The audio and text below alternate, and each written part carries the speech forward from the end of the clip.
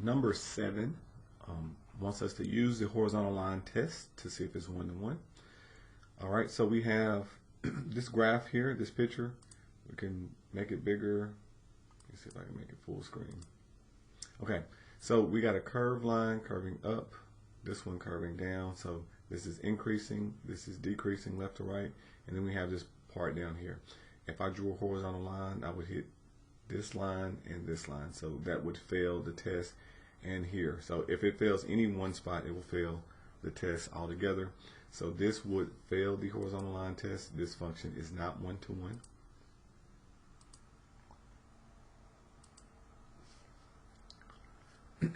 Number 8 says part 1 of 11, so we got quite a bit to do here. It says we are given the function. We're going to use the composition of functions to show that f inverse is as given.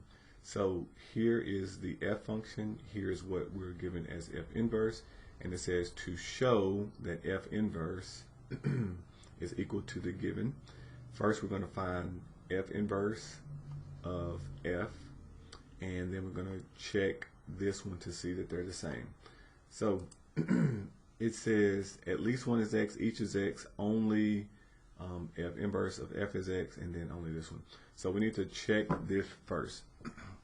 So we're going to start with f inverse,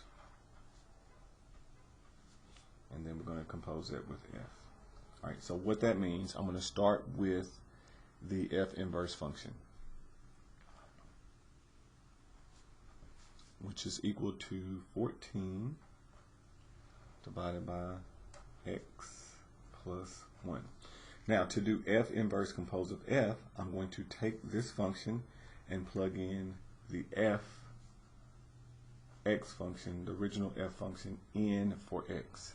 So that means I'm going to be plugging in 14 minus x divided by x into this x here. I'm going to see if it's equal to x.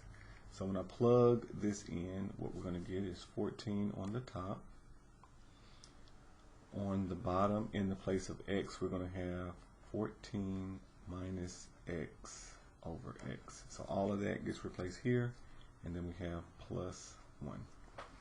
Now, to start solving this, it looks like a very complex problem. We're going to get rid of the x on the bottom. So in order to get rid of an x or get rid of a fraction, we're going to multiply. So I'm going to multiply this through by x. You got to do that to the top and the bottom. Whatever you do to the top, you do to the bottom.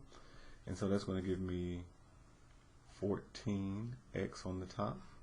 And when I multiply by x, it's going to cancel out that x. Doesn't have to go to the top. It's going to cancel out with division. So I'll be left with 14 minus x. And then when I multiply x times 1, I'll get a plus x. And then when I simplify, okay, so I'm going to wrap around, pick up here. So I have 14x on the top. On the bottom, 14, a minus x and a plus x will cancel. So I'll just have a 14 on the bottom, and 14 divided by 14 will be 1, this leaving us with x. So that's what we should see whenever I plug in composition inverse with the original function. So now let's check the other way. So if we do the original function f of x, that is 14 minus x divided by x, we're going to plug in everywhere we have an x the inverse function. So we're going to do 14 minus, and instead of x, it's going to be 14 over x plus 1 divided by 14 over x plus 1. All right, so again, it looks complex. I want to get rid of the denominator. They're both the same. So I'm going to multiply the top through by the x plus 1. And I'm going to do that on the bottom as well. So when I multiply x plus 1, that is distributing to the 14. 14 times x and 14 times 1. So with that, we're going to get 14x plus 14.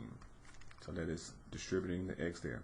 When I multiply the x plus 1 times this term, it's going to cancel out the x plus 1, giving me a minus, because of here, minus 14. So that is the numerator.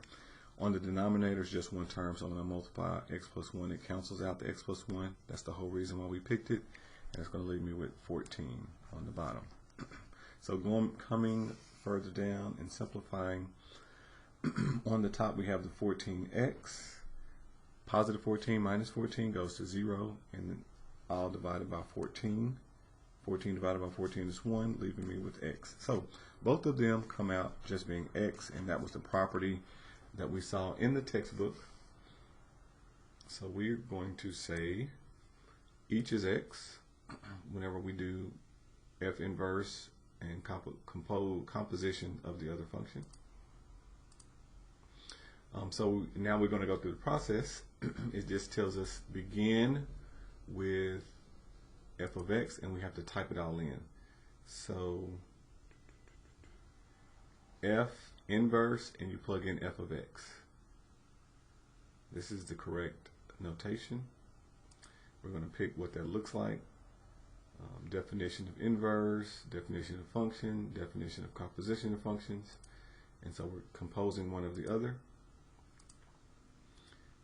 The next step would be to plug it in. So they're kind of going a little bit further. So you start with f inverse, and then we plug in f of x everywhere we had an x. So that is the original function. You can't see it. I'm looking for this function right here. So I'm going to be plugging in 14 and then x plus 1. So 14 f of x, not f of inverse. 14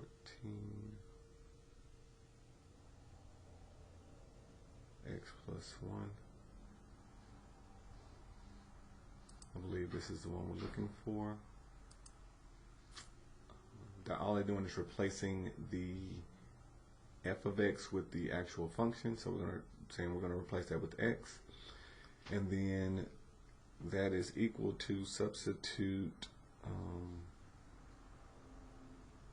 the x plus 1. No, it's not x plus 1. We are substituting in f of x. F of x is 14 minus x over x. Okay. So let's change that. 14 minus x over x. This is what we're substituting, sorry. And substitute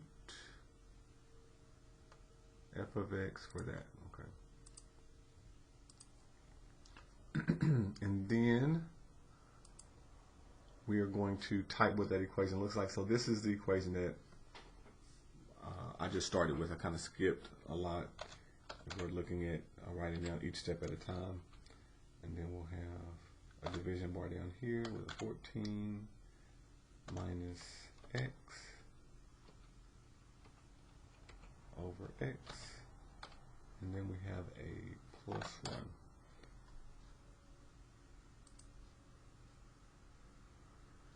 And then it says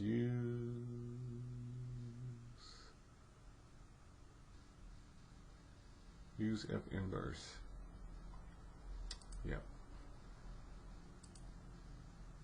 Okay, so they don't like one of these. This is the one.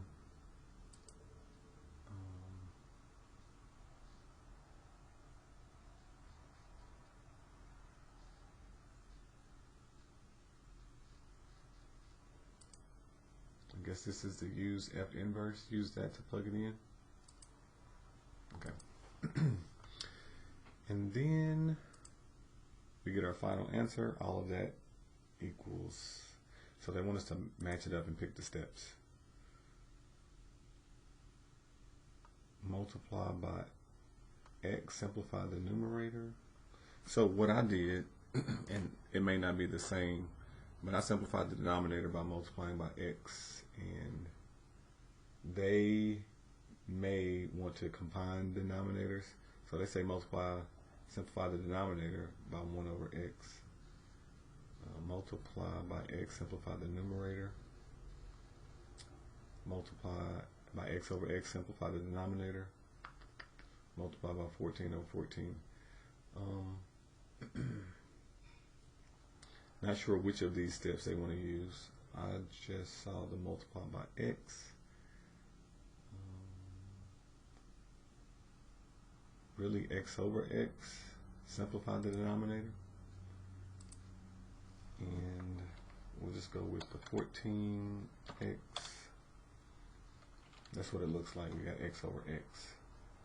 That would be the easiest way to handle that. Simplify the denominator. When we did that, we got just 14. I don't know how much that wants us to write. 14 minus x plus x. But if I simplify, it'd just be 14. So let's go with that. Okay. And then it says it's equal to x by divide out common factors. So that's when we divided the 14 over 14. All right, so now we're doing the other way. So we're just going to pick all the appropriate responses for f composed of the inverse. So we start with f. We're going to plug in the inverse. And that is definition, composition of functions. Then we are taking f and we are plugging in the inverse function. So that should be the 14x minus 1. And that is substituting this for that equation. Then we want to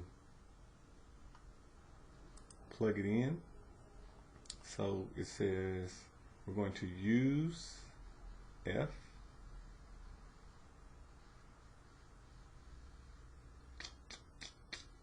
we're going to use f and then we're going to plug in those numbers. So that should be this equation here. Division bar, 14 minus 14 over x plus 1. And then on the bottom, we got another 14 over x plus 1.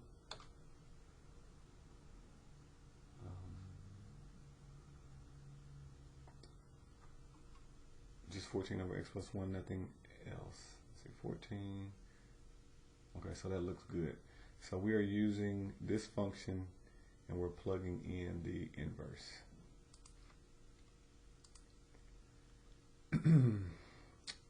The next step that I did, I multiplied by x plus 1 over x plus 1 to simplify. And so multiply numerator and denominator by x plus 1 and simplify numerator and denominator. So they're going through this step, simplifying, and we're going to end up with 14x over 14.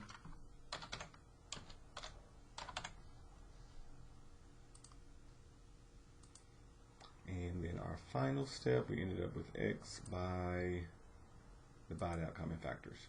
So this is just trying to put it in words as what you did step by step. It may take a little bit because that's not the way that I wrote it out here on paper. But if you do one step at a time all the way down, all of those steps were followed.